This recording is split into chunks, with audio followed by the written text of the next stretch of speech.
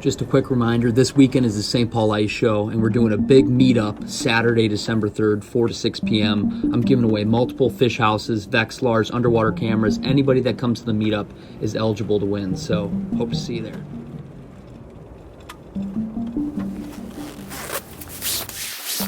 Today, we are fishing with a very special guest.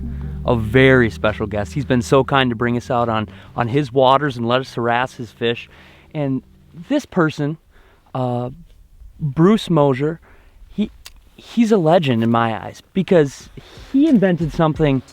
I can't think of it. It's at the top of my head, really. I don't know. He invented something that every ice angler, I don't care if you're 90 years old or 9 years old, you've used it. The original Ice Buster bobber. It's this bobber here. It's been attached to everybody's rod, everybody's rattle reel at some point in time. And I'm gonna get a little bit of the backstory, then we're gonna settle down and we're gonna jig because we're going today for giant gills. So without further ado, ladies and gentlemen, Bruce Moser. Hey people, glad to meet you. I'll just give you another look if you didn't get a good look. The original Ice Buster bobber. Bruce, give me the short version of how this came to be, how you thought of it, and how this kind of revolutionized the way people fish through the ice. Because it really did, it did. I've been using these since I was this big. My dad, he owns 5 jigs probably. He's not a big ice fisherman himself. He owns 5 jigs, but he probably owns 25 of these. So how did that happen? It's a pretty good story. I fished a lot. I used to farm, so I'd fish 5 nights a week. Yeah. And I got so sick and tired of the bobber freezing to the line. You'd have to blow them out and pick the ice off. What was there before? What kind of bobbers? Just like a fill? Styrofoam floats, or you know, with the cork? Yeah. I mean, we fish in the bucket days. There was no electronics, no nothing. And yeah, I just got fed up with it and started tinkering and designing, and then I found a Tiparillo cigar, and that's kind of how I came with that bottom. Yeah. Then I remember asking my wife, should I have a round hole for line to go through, a slotted hole? What does everybody else have? A round hole? You should go around. Okay, I'm going slotted then. Why do you even ask me? Well, I want a slotted hole so the line zips through quicker.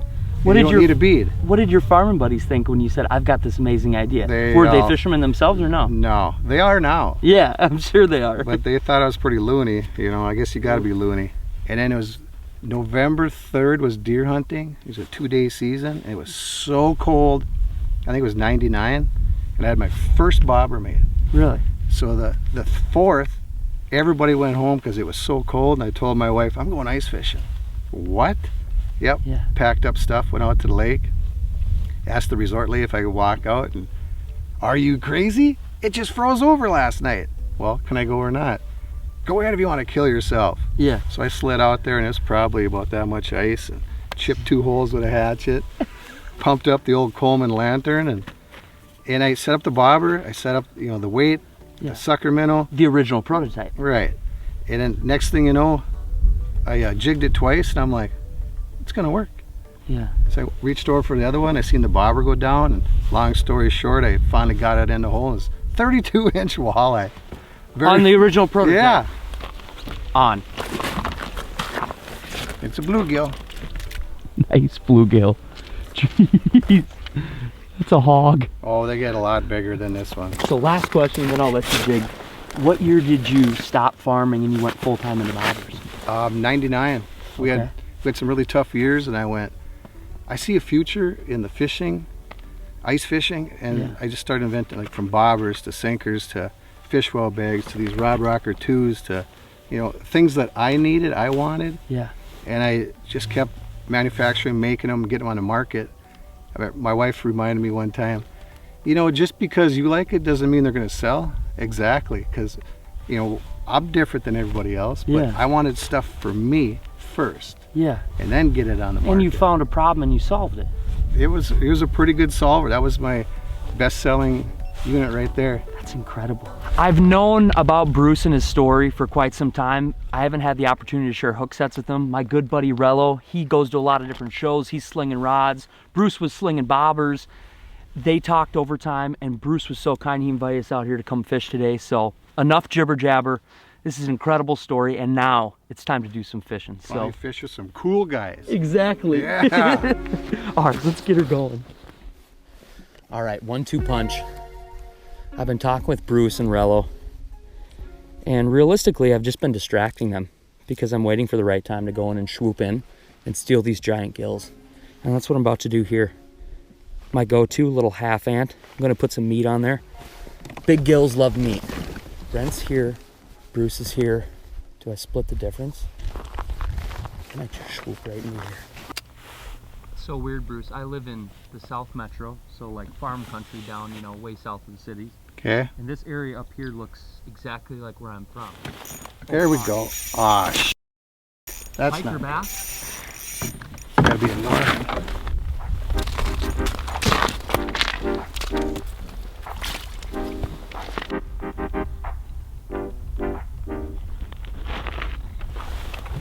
Oh my God. He's got a nice one. Rello. That's. Rello. I gotta. Brent. Oh my gosh. Beautiful. Dude, pick that thing up. Oh my gosh, dude. Wow. Like, I don't even have to hide my hand because the fish hides it itself. Look at how big, dude, absolute unit. Nice. Dude, Legit 10 3/4. pick that thing up. Oh my God. Gosh. Like, Hold it to me outside. that's a groove box. Oh my gosh. Here, hold it up for. Dude, are you kidding me? Like, that's both hands. It's a bluegill. That's a gill. Should we get him back, buddy? Let's do it. This is why we chase these fish. That is an 8-inch hole. Bye, buddy. Boom. Let's Dude. go. Go.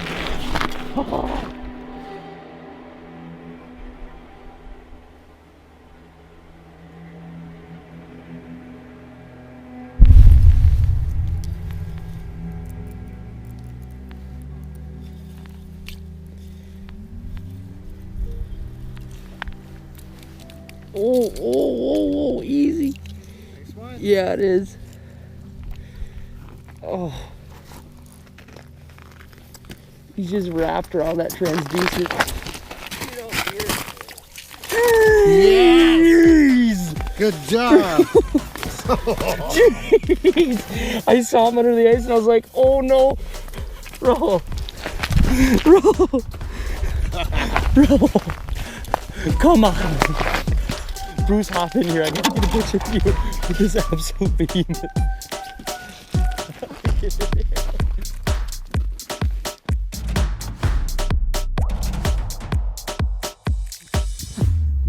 And we just landed an absolute giant.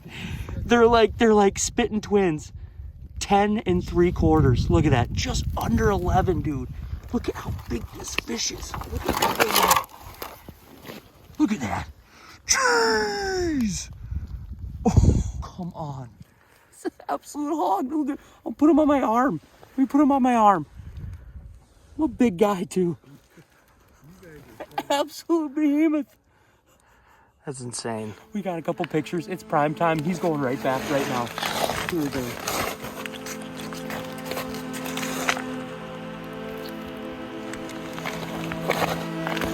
Oh, thanks, Bruce. Yeah, no kidding. There we go. Crappie. Just keep going round and round, and the doggone northerns keep chasing them. It's a beauty crappie. Now we don't know if we're gonna catch crappies or bluegills. Come on, coming to Papa. Here we go. Must be a bluegill. Oh, it's a little walleye. Go get your mama. Tell her we're having a party.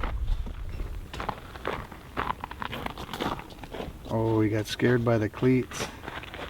He's back. There it is. Nice. There we go. That one got bit too. Nice crappie. Oh man, I lost this one. Had two on at one time. But But the rod rocker too saved my other rod from going in. That's okay, I can go right here.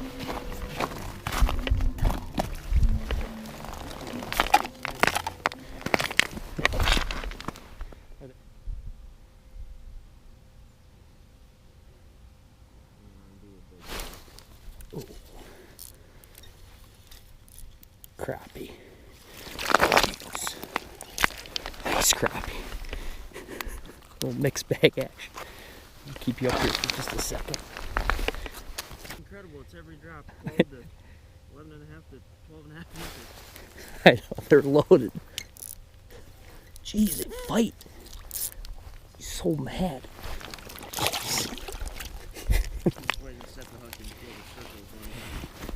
Freaking wicked average.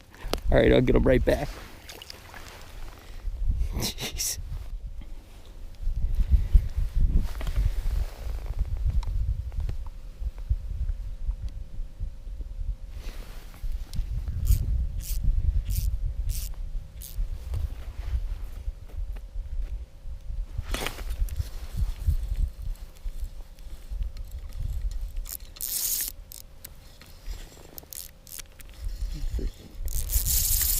Crappie's mad, dude.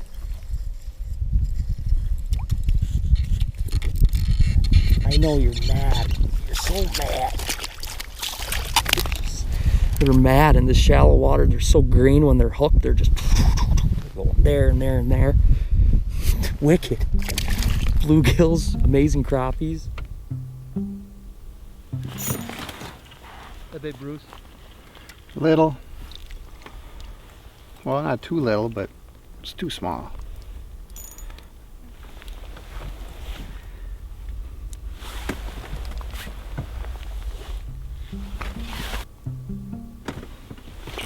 There we go. Come on, baby. Come on up. Nice crappie. What do you got? Crappie. 13-inch bluegill.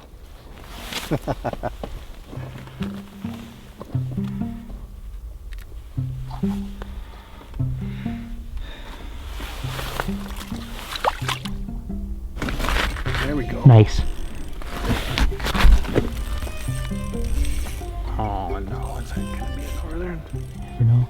They get so much pressure. Yeah. But up here you got more like prairie lakes and more like there's like reeds and slough areas, and they can multiply. And but I mean, we've caught huge ones out here, and the thing is you have to let them go, because those big bulls, they guard the nests in the spring, keep all the suckers away and all the fish that are gonna, you know, suck up the eggs and deplete your resource. Yeah.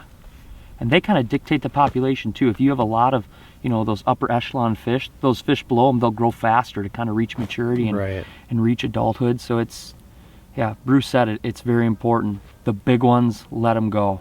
Let them go, let them go. They're so good for the population. Did you have fun? I had a blast. You got an absolute Bruce. I had an absolute blast.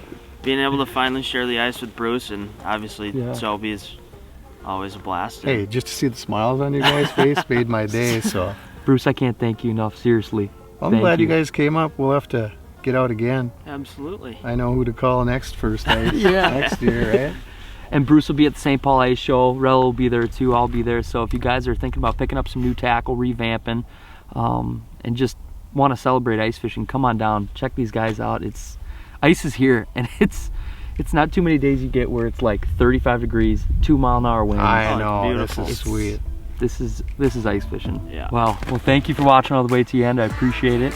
I guess there's nothing left to be said, and stay tuned. And as always, let the adventure begin. Move ahead, oh my pretty babe. Something ain't right. Got to find a way to move ahead. Oh my pretty babe, I won't be